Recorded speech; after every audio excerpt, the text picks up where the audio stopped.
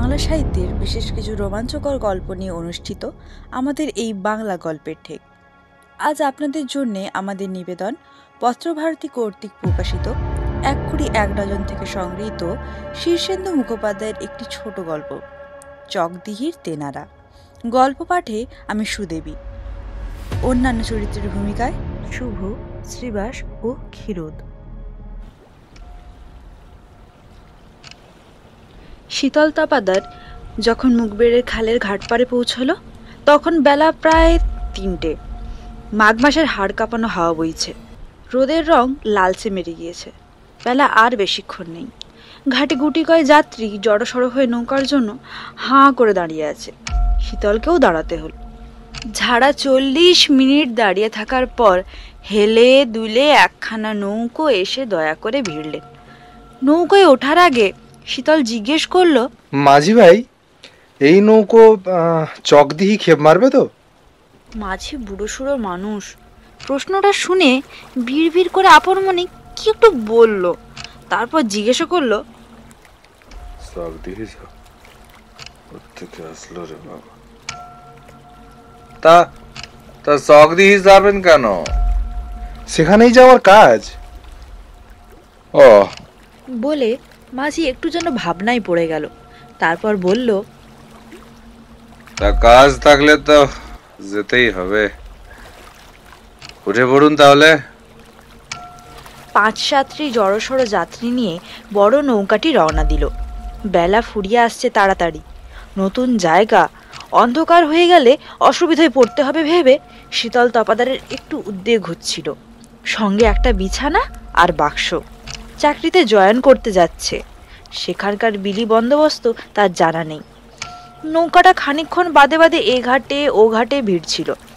যাত্রীদের সবাই ৩ জায়গায় নেমে যাওয়ার পর শীতল একা হলো, সে আর বুড়ো মাঝি। তা চকদিহিতে কে থাকে আপনার? কেউ না, এই নতুন যাচ্ছি। তা কাজটা কিসের চকদিহিতে? একটা ওই প্রাথমিক স্কুলে পড়ানোর চাকরি। তা ভালো, ওই সামনেই চকদিহির ঘাট, উঠে পড়ো। চকদিহির ঘাটে নৌকো ভিড়বার সময় বেশ অন্ধকার ঘনিয়ে উঠেছে। চারিদিকে ঝুপসি গাছপালা, লোকজন নেই। কাছে পিঠা ঘরবাড়ির চিহ্নও দেখা যাচ্ছে না। তাকে নামিয়ে দিয়েই নৌকাখানা চটজলদি সরে পড়েছে। পথের হদিস জিজ্ঞেস করার মতো কেউ নেই। নিজের অবস্থাটা অনুমান করে ধাতস্থ হতে শীতলের একটু সময় লাগলো। তার বাক্সে একখানা টর্চ আছে, কিন্তু এই অন্ধকারে বাক্স খুলে হাতড়ে হাতড়ে টর্চ বার করা কঠিন। সে ৪-৫ দিন আগে একখানা পোস্ট কার্ডে পৌঁছানোর দিন তারিখ জানিয়ে দিয়েছিল বটে, কিন্তু চিঠিখানা যে পৌঁছেছে তারই বা ঠিক কি? ওপরে এসে সে চারিদিক দেখে বেশ দমেই গেল। লোকজন নেই, বাড়িঘর দেখা যাচ্ছে না, কোথাও কোনো আলো চোখে পড়ছে না। সাঁঝবেলাতেই যেন মাঝরাত্রিরের মতো নিঝুম হয়ে গেছে জায়গাটা। তার ওপর প্রচণ্ড শীত, সনসন করে উত্তুরে হাওয়া বইছে এবং ভয়ের কথা চারিদিকে বেশ কুয়াশাও ঘনিয়ে উঠেছে।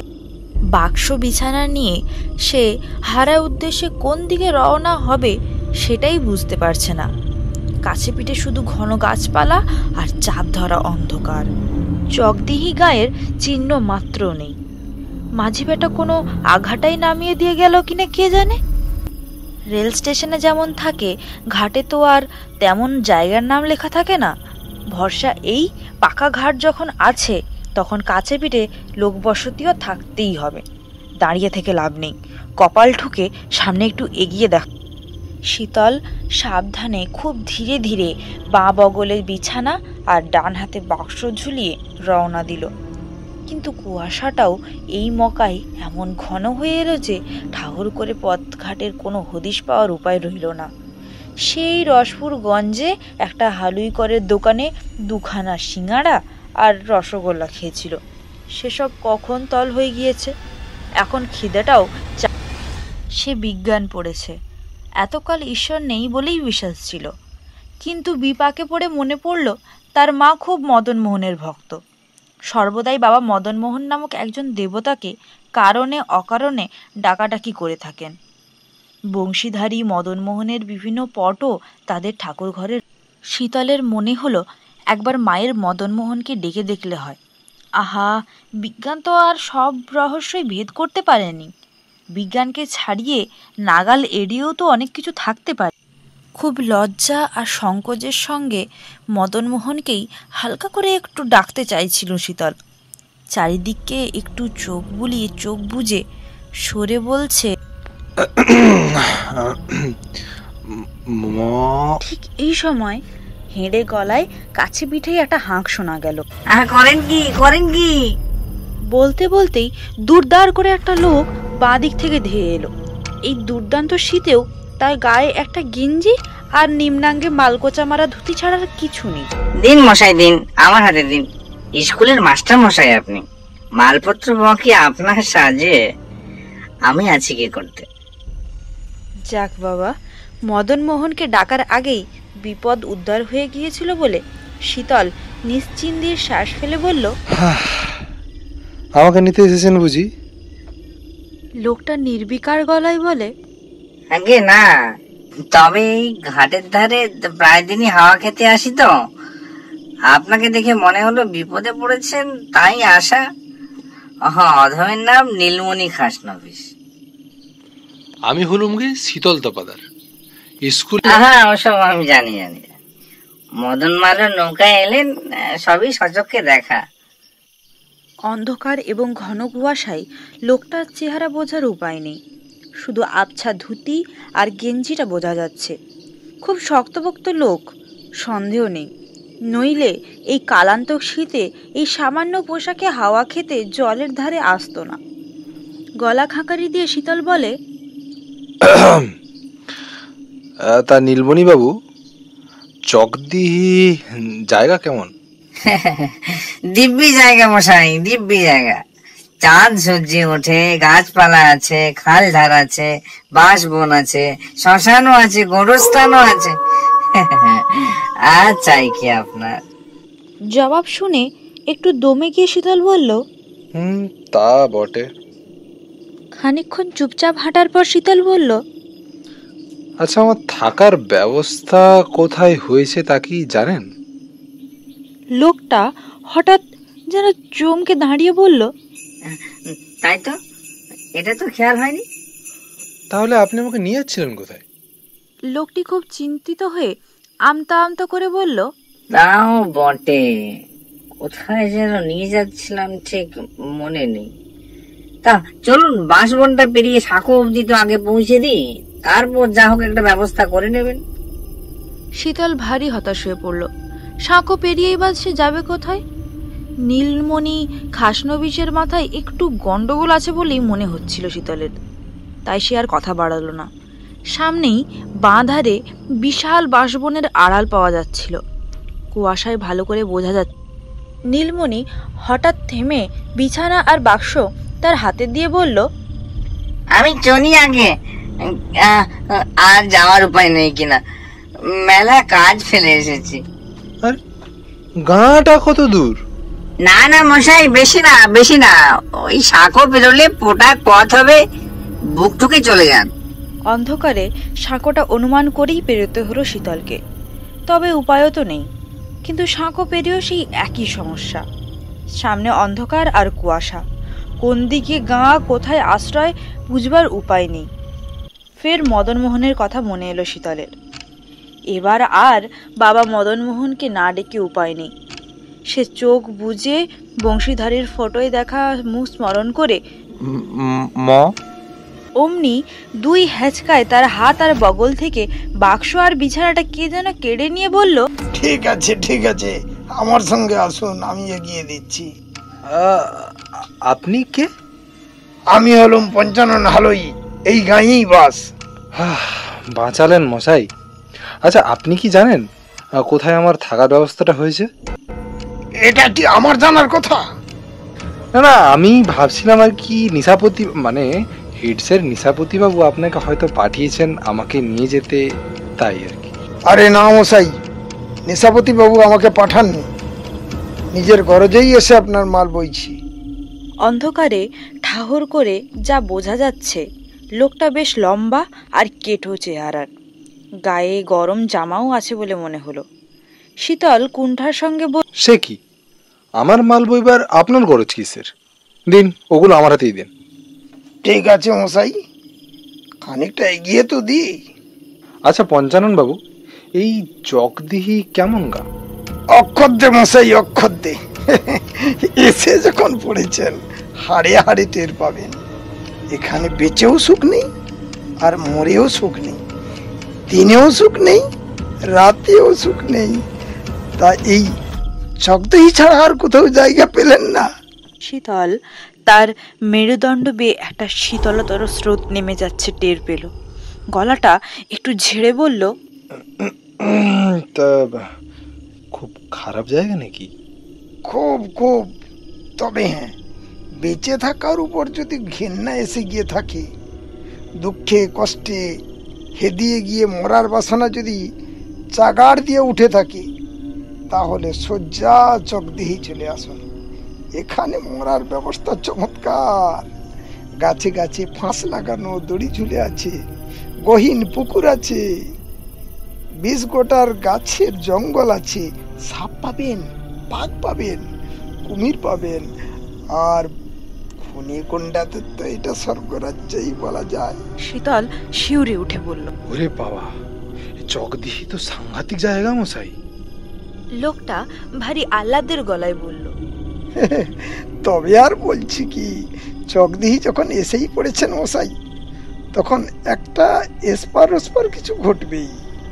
আচ্ছা পঞ্চানন বাবু, আপনি আমাকে কোথায় নিয়ে চলেছেন? এখনো ঘর বাড়ি তো দেখা যাচ্ছে না। ঘর বাড়ি? ঘর বাড়ি খুঁজছেন নাকি আপনি? আরে ঘর বাড়ি খুঁজবো না তো কি মশাই, আমার যে গায়ে পৌঁছানোটা দরকার, মাথা গুঁজবার একটা জায়গা তো দরকার। সারা রাত হেঁটে মরতে তো আর আসিনি। এই রে, তাহলেই তো মুশকিলে ফেললেন। আমার আবার অন্য কাজেও যেতে হবে। এই ধরুন আপনার মালপত্র, আর এগিয়ে দেখুন মশাই, যদি কোনো হিল্লে হয়। বলেই লোকটা গায়েব হয়ে গেল। এখানকার লোকগুলো সকলেরই কি মাথায় ছিট আছে? কি বলে আর কি করে তার কোনো ঠিক নেই। পথের মাঝখানে মালপত্র নিয়ে বোকার মতো দাঁড়িয়ে থেকে শীতল ভেবেই পেল না এবার তার কি করা উচিত। না, নাস্তিকতা ফেলে ঠাকুর দেবতাকে না ডাকাটিকি করে আর উপায় নেই। বিপদে আপদেই তো ঠাকুর দেবতাকে দরকার, তাছাড়া তাদের আর কি দরকার। চোখ বুজে বাবা মদন মোহনের মূর্তিটা একবার ঝালিয়ে নিয়ে শীতল ফের যেই বলে বেঁধে বেঁধে আজ এগোবেন না। বলতে বলতে একটা বেঁটে মতো লোক যেন পাশের গাছ থেকেই ঝুপ করে লাফিয়ে পড়ল।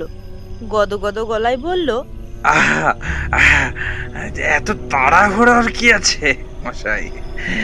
স্কুলের নতুন মাস্টার মশাই তো আপনি। শীতল শীতল শীতল তো পদার্থ। যে আজ্ঞে। চলুন চলুন, এগিয়ে এগিয়ে দিচ্ছি, চলুন। শীতল এবার ভারী বিরক্ত হয়ে বলে, এগিয়ে দেওয়ার নিকুচি করেছে। এগিয়ে দেবেন মানে? এগিয়ে দিলেই হলো। বলি জমের দক্ষিণ দুয়ারে যে এগিয়ে দেবেন না, তা কি করে বুঝবো বলুন তো? আরো 2 দিন তো এগিয়ে দিলেন।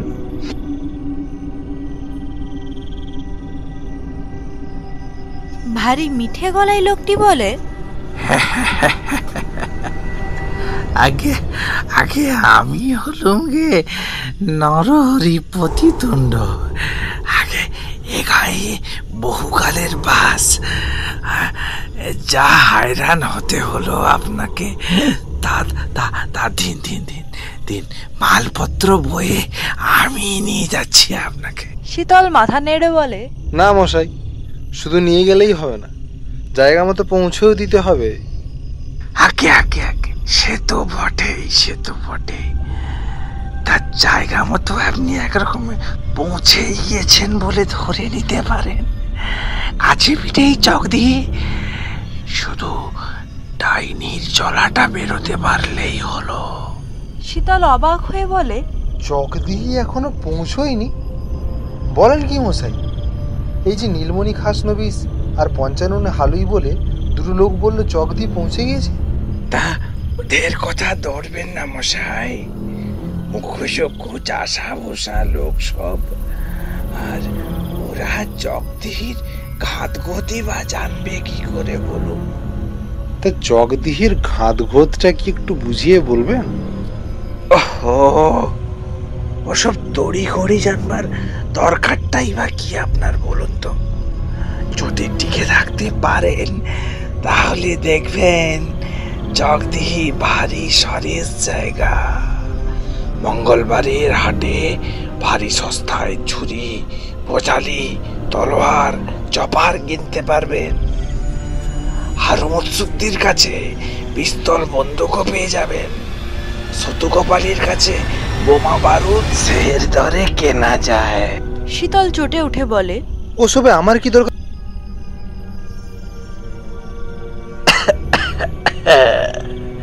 তা যা বলেছেন, জগদিহির মংলাহাটের খুব নাম। জায়গা মন্দ নয়, তবে ওই রোজই 2-4টে লাশ পড়ে আর কি।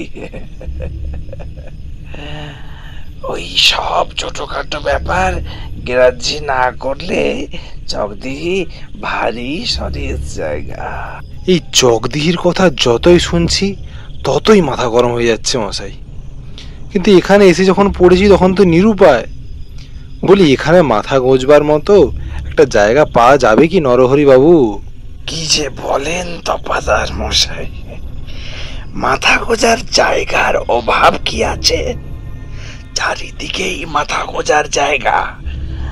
এই তো, আমি তো শ্মশানেশ্বরী কালীর ধানে হাঁড়ি কাঠেও অনেক সময় মাথা গুজিয়ে পড়ে থাকে।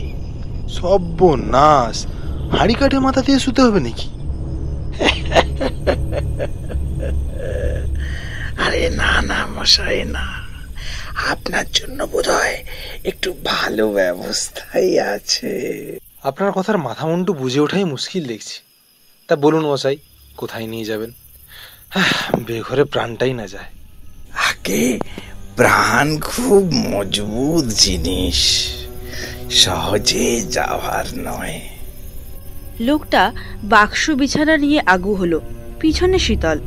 চোর, ডাকাত না খুনে তা বুঝতে পারছে না শীতল, কিন্তু আর তো কোনো উপায়ও নেই। অন্ধকারে কি একটা দেখিয়ে যেন লোকটা বল, এই যে ও মশাই, এই যে ডান ধারে ডাইনির চলাটা দেখতে পাচ্ছেন তো? না, অন্ধকারে দেখবো কি করে? তাও বটে, কথাটা খেয়াল ছিল না। এ খুব প্রাণঘাতী জায়গা মশাই, জানেন? বিস্তর লোক আত্মহত্যা করেছে, বিস্তর লোককে চুপিয়ে মারা হয়েছে, বিস্তর মানুষকে কেটে ফেলে দেওয়া হয়েছে। এখানে প্রায় রোজই এই চলায় বস্তাবন্দি লাশ ফুস করে ভেসে ওঠে। বাপরে, ভয় পেলেন নাকি? হ্যাঁ, থাকুন কদিন চেপে, সব ঘাস হয়ে যাবে। চক দিতে থাকলে খুন জখম কোনো ব্যাপারই নয়। বুঝেছি। এখানে এসে বড় ভুল করে ফেলেছি মনে হচ্ছে। তা আপনি চললেন কোথায়? সেইটাই তো বুঝতে পারছি না মশাই। ওই যে দেখছেন বট গাছ, ওর পিছনেই চক দিই। আমি ওই পর্যন্ত পৌঁছে দিচ্ছি আপনাকে, তারপর আপনার কপাল। মানে, এই তো বললেন জায়গা মতো পৌঁছে দেবেন। আগে ঠিকই বলেছি, বটতলাই সেই জায়গা। আমার কি তাছাড়া বিষয়কর্ম নেই নাকি মশাই? দেখা যাচ্ছে নরহরি পতিতুণ্ডও বিশেষ সুস্থ মগজের মানুষ নয়। বটতলার ঘুপসি অন্ধকারে তার মালপত্র নামিয়ে দিয়ে বিনা সম্ভাষণে হঠাৎ কেটে পড়ল। লোকগুলো কেনই বা বেগার খাটছে আর কেনই বা ঘুরিয়ে মারছে তা একটুও বুঝতে পারল না। না, মদন মোহনকে ডাকাডাকি না করলেই আর নয়। 3-3বার ডাকতে গিয়ে বাধা পড়েছে, কিন্তু এবার সে ডাকবেই। মনস্থির করে শীতল বুক ভরে দম নিয়ে সবে শুরু করতে যাবে, ঠিক এমন সময় দাঁড়ান দাঁড়ান, আমি এসে গিয়েছি তো। বলতে বলতে মাঝারি চেহারার একটা লোক এসে সব্যস্তে তার বাক্স বিছানা তুলে নিয়ে বলে, ইস, খুব হয়রানি হয়েছে তো আপনার, তাই না? শীতল গম্ভীর হয়ে বলে, আপনি কে? অধমের নাম পীতাম্বর মিস্ত্রি। শুনুন মশাই, তিনটে পাগলের পাল্লায় পড়ে আমি তখন থেকে ঘুরে মরছি। আমারও খিদে তেষ্টা আছে, আমি আর বেঘরে ঘুরতে পারবো না। সে তো বটেই বটে, তবে কিনা জগদিহির গা খানাও আপনার যে দেখা হয়ে গেল, ঠিক না বলুন? শুনুন পীতাম্বর বাবু, এই শীতে অন্ধকার কুয়াশার মধ্যে খিদে তেষ্টা চেপে চকদিহি গাঁ দেখার কোনো শখই আমার নেই। এবার স্পষ্ট করে বলুন তো আপনার মতলবখানা কি? দয়া করে আমার বাক্স আর বিছানা নামিয়ে রাখুন। পীতাম্বর বোধ হয় ঘ্যাস ঘ্যাস করে মাথা চুলকে নিল, তারপর বলল, মতলবটা খুব একটা খারাপ ছিল না আগে, তবে বুদ্ধির দোষে অনেক সময় ভালো করতে গিয়ে মন্দও হয়ে পড়ে কিনা। শীতলের খিদে পেলে মাথা ভালো কাজ করে। বরাবর খিদের মুখে সে শক্ত শক্ত অঙ্ক টক করে কষে ফেলে এসেছে, তাই খিদে চাগার দেওয়ায় তার চড়াক করে একটা কথা মনে পড়ে। যতবার সে বাবা মদনমোহনের নাম করতে গিয়েছে, ততবারই হয় নীলমণি খাসনবিশ, নয় পঞ্চানন হালুই, না হয় তো নরহরি পতিতুণ্ড এবং পীতাম্বর মিস্ত্রি এসে বাধা দিয়ে হামলে পড়েছে। সুতরাং এর মধ্যেই একটা প্যাঁচ থাকার সম্ভাবনা।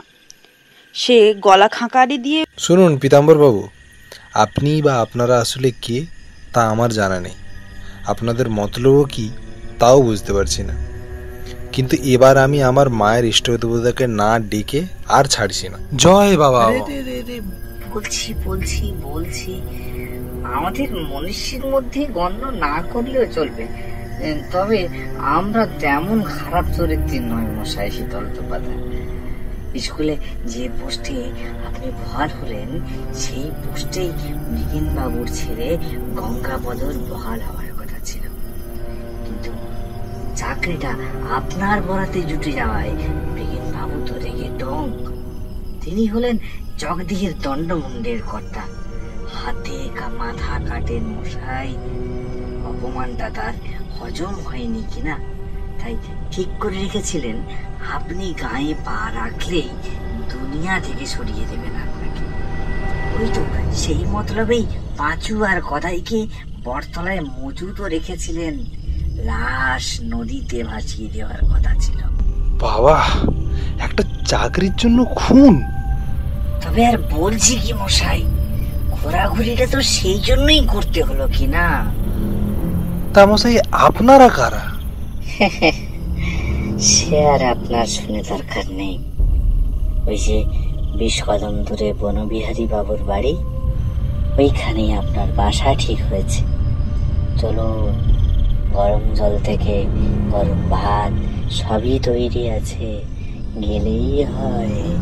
খুব চিন্তিতভাবে শীতল বনবিহারীর বাড়ি পর্যন্ত হেঁটে গিয়ে দাওয়ায় উঠে হঠাৎ বললেন, আচ্ছা, বাবা মদন মোহনকে আপনাদের এত ভয় কেন বলুন তো? বলেই হাঁ হয়ে গেল শীতল। চোখের সামনে থেকে জল জ্যান্ত লোকটা যেন ফুস করে বাতাসে মিলিয়ে গেল। দাওয়ার উপর শুধু পড়ে রইল তার বাক্স আর বিছানা।